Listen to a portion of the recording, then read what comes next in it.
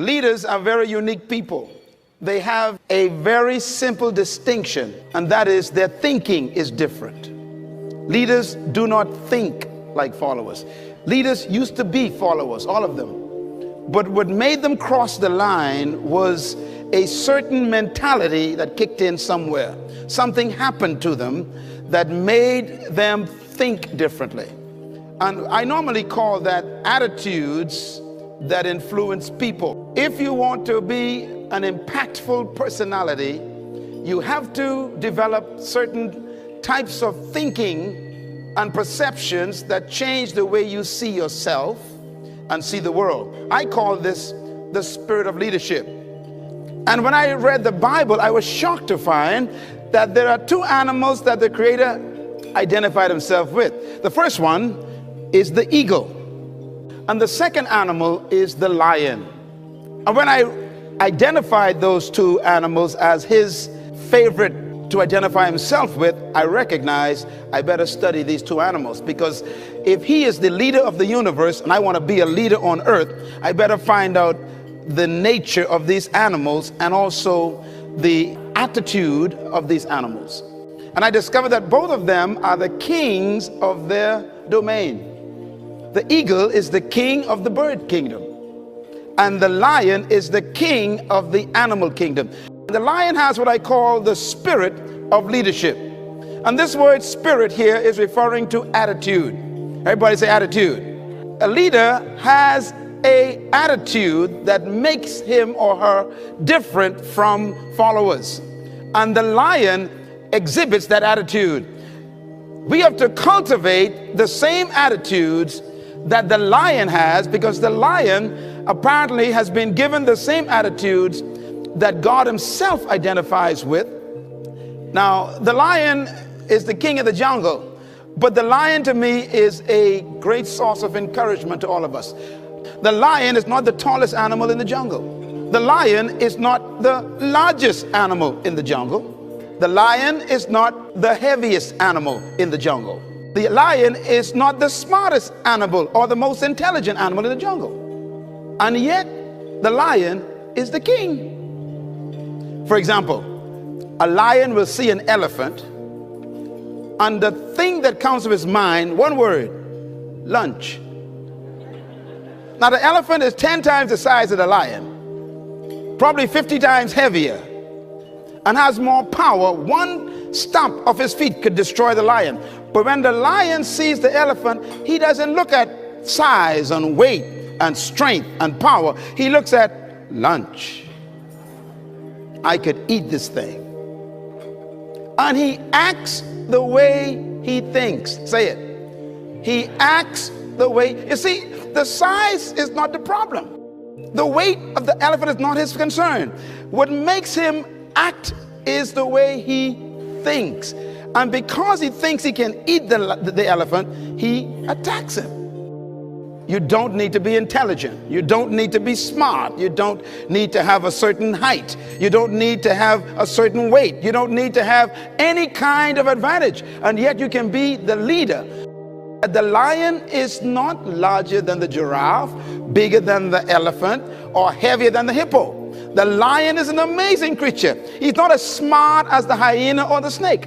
And yet, when he shows up, they all run away.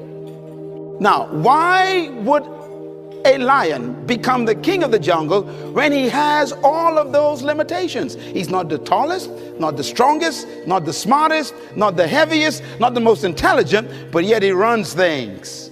And that's because the lion has something that we need to capture.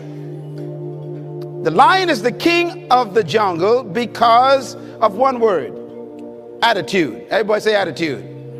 Write it down. Attitude. The lion has a different attitude that makes every animal afraid of him.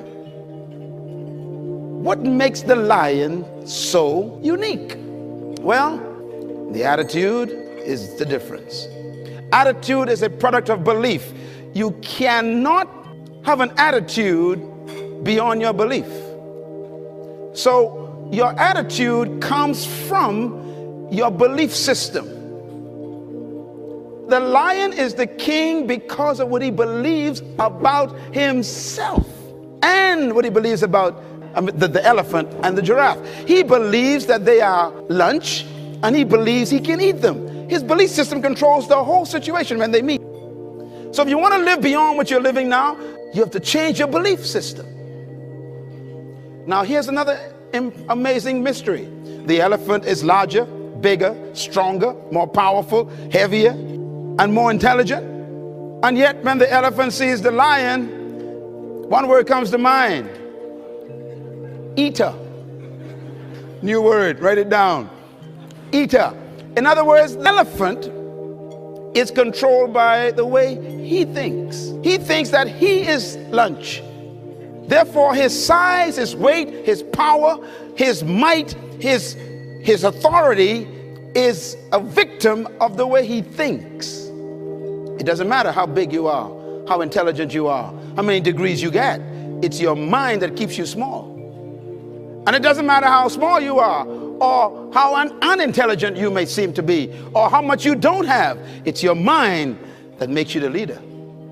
Attitude. Belief is so powerful, it can make an elephant act like a sheep in the presence of a lion. Here's one of my favorite quotes that I put in my books, and I believe it really brings home the point. An army of sheep led by a lion will always defeat an army of lions led by a sheep. Now, we don't want to lead by fear, but it does take respect for you to become a leader. When I use the word fear in the jungle, we're talking about respect. The elephant respects the lion.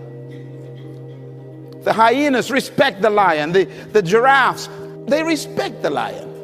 What makes these massive animals respect such a small cat?